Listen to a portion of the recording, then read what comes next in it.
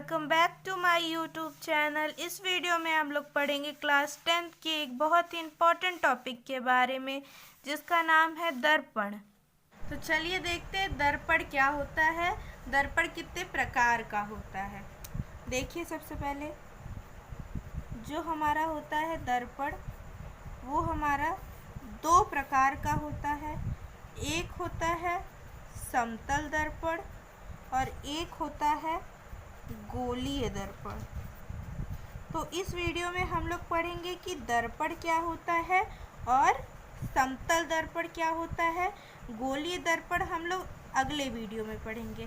तो आइए देखते हैं। सबसे पहले दर्पण से कहते हैं, दर्पण क्या होता है। सबसे पहले हम कोई एक चिकना, समझिएगा, कोई एक चिकना पारदर्शी तल लेंगे। पारदर्शी मतलब उससे आर पार दिखाई देगा। कोई एक चिकना पारदर्शी तल लेंगे और उसके एक तरफ हम पेंट कर देंगे और दूसरा तरफ जो होगा वो परावर्तक बन जाएगा। तो इसी पूरे निकाय को, ये जो चीज़ बनी है उसे ही हम लोग बोलते हैं दर्पण। देखिए कैसे, जैसे देखिए ये क्या है, एक शीशा है, ठीक है। अब ये देखिए कैसा है, चिकना है और पारदर्शी है। इसके आर पार दिख रहा है, इधर से दिख रहा है पीछे क्या लिखा हुआ है, ठीक है। क्या लिए हम लोग, एक चिकना पारदर्शी तल लिए हैं। चिकना पारदर्शी तल लिए हैं। इसके एक तरफ क्या करेंगे हम लोग, कलई कर देंगे। कलई मतलब पेंट कर देंगे। एक तरफ जब हम पेंट कर देंगे तो ये जो दूसरी तरफ है ये कैसा बन जाएगा, परावर्तक बन जाएगा। मतलब इस पे लाइट की किरण आएगी तो परावर्तित हो जाएगी। अभी देखिए जो लाइट की किरण जा रही है वो नीचे दिख रही होगी आपको, लेकिन जब ये परावर्तक पृष्ठ बन जाएगा तो लाइट की किरण इस पे पड़ेगी, लाइट इस पे पड़ेगी और फिर क्या होगी, परावर्तित हो जाएगी। तो ये जो निकाय बनेगा उसे हम क्या कहेंगे, दर्पण कहेंगे। तो देखिए इसमें क्या लिखा हुआ है, यदि किसी चिकने पारदर्शी माध्यम तल के एक पृष्ठ पर, माध्यम तल के एक पृष्ठ पर मतलब एक तरफ कलई करके दूसरे पृष्ठ को परावर्तक बना दिया जाए तो यह निकाय दर्पण कहलाता है, ठीक है। अब देखिए ये कितने प्रकार का होता है, यह दो प्रकार का होता है। पहला समतल दर्पण, प्लेन मिरर, बहुत सरल है। देखिए ऐसा दर्पण जिसका परावर्तक पृष्ठ समतल होता है। ऐसा दर्पण जिसका परावर्तक पृष्ठ मतलब जिधर आप लोग अपना चेहरा देखते हैं वो वाला तल समतल हो, मतलब कि सीधा हो, प्लेन हो, उसे ही हम समतल दर्पण कहते हैं।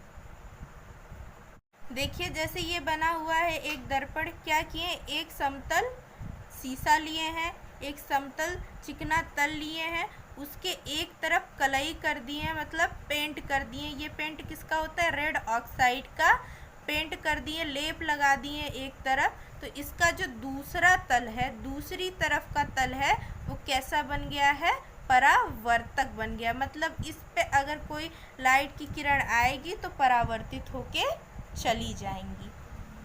देखिए जैसे क्या लिया था हमने, एक प्लेन तल लिया था, समतल तल लिया था, ठीक है। अब क्या किया हमने, इसके एक तरफ पेंट कर दिया, कलई कर दिया। तो इसका जो दूसरा तल है, वो कैसा बन गया, परावर्तक बन गया। अब इस पे जो लाइट की रोशनी आ रही है वो क्या हो रही है, परावर्तित हो रही है। इसके नीचे नहीं दिखाई दे रही है आपको, और इसमें जो है आपका चेहरा दिखाई देगा, ऊपर पंखा चल रहा है अब ये दिखाई देगा।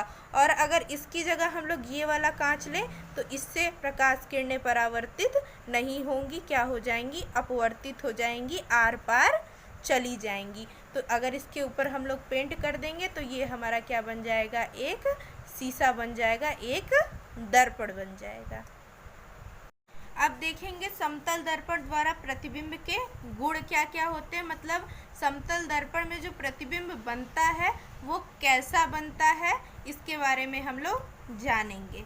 देखिए सबसे पहला गुण क्या है समतल दर्पण का, कि जो समतल दर्पण पहले कैसे होता है, ऐसे होगा, एक समतल दर्पण प्लेन, ठीक है। इस समतल दर्पण में जो भी प्रतिबिंब बनेगा वो कैसा होगा? सदैव आभासी होगा और सीधा होगा, उल्टा नहीं होगा, आभासी और सीधा बनेगा। देखिए इसका दूसरा गुण क्या है कि समतल दर्पण में बने प्रतिबिंब का आकार वस्तु के आकार के बराबर होगा। मतलब कि देखिए जैसे यहाँ पे एक छोटा सा बच्चा खड़ा है, ठीक है। इसकी हाइट जो है मान लीजिए 5 सेंटीमीटर है। कितनी है? 5 सेंटीमीटर है। तो जो इसका आकार जो है, जो प्रतिबिंब बनेगा इसका दर्पण में, उसकी भी लंबाई कितनी होगी? 5 सेंटीमीटर ही होगी। ऐसा नहीं है कि वो बच्चा 5 सेंटीमीटर का है, दर्पण में वो 10 सेंटीमीटर का बन जाए, ऐसा नहीं होगा, ठीक है। जितनी वस्तु का आकार होगा, जितनी वस्तु की लंबाई होगी, उतनी ही प्रतिबिंब की भी लंबाई होगी। अब देखिए इसमें क्या लिखा हुआ है। समतल दर्पण द्वारा बना प्रतिबिंब सदैव आभासी तथा सीधा होता है। समतल दर्पण में जो भी प्रतिबिंब बनता है वो सदैव आभासी होता है और सीधा होता है, ये बताया हमने आपको। अगला क्या है? समतल दर्पण से बने प्रतिबिंब का आकार। समतल दर्पण से जो प्रतिबिंब बनेगा उसका जो आकार होगा वस्तु के आकार के बराबर होता है। समतल दर्पण में जो प्रतिबिंब बनेगा उसका आकार सदैव वस्तु के आकार के बराबर होता है। मतलब आपका प्रतिबिंब जो दर्पण में बनेगा वो सदैव आपके ही बराबर होगा, आपसे छोटा या मोटा नहीं होगा। अगला देखिए क्या है। h ऊंचाई के मनुष्य को अपना पूर्ण प्रतिबिंब देखने के लिए, मतलब कि अगर किसी मनुष्य की ऊंचाई h सेंटीमीटर है तो उसे अपना पूरा प्रतिबिंब देखने के लिए दर्पण की ऊंचाई h/2 लेनी होगी। मतलब जितना बड़ा आदमी होगा उसे आधा लेना होगा, अपनी ऊंचाई का आधा लेना होगा दर्पण की ऊंचाई। अगला देखिए क्या है लास्ट। प्रतिबिंब दर्पण से उतनी ही दूरी पर पीछे बनता है जितनी की वस्तु दर्पण के आगे होती है। मतलब कि प्रतिबिंब जो बनेगा वो उतनी ही दूरी पर पीछे बनेगा जितनी की वस्तु दर्पण के आगे रखी होगी। 10 सेंटीमीटर दूरी पे वस्तु रखी हुई है तो 10 सेंटीमीटर दूरी पे ही प्रतिबिंब बनेगा। ऐसा नहीं है कि 10 सेंटीमीटर पे आप खड़े हैं और आपका प्रतिबिंब बन रहा है 40 सेंटीमीटर दूरी पे, ऐसा नहीं होता है, ठीक है। तो इस वीडियो में बस इतना ही। इसके नेक्स्ट वीडियो में आपको गोलीय दर्पण का टॉपिक मिलेगा। उसमें बताया जाएगा कि गोलीय दर्पण कितने प्रकार का होता है, क्या होता है और गोलीय दर्पण के प्रकार क्या है, इसे अच्छे से बताया जाएगा। तो अगर ये वीडियो आपको हेल्पफुल लगी हो तो please like, comment, share and subscribe. आप लोग सब्सक्राइब करना भूल जाते हैं, प्लीज़ सब्सक्राइब कर दिया करिए। Thank you so much.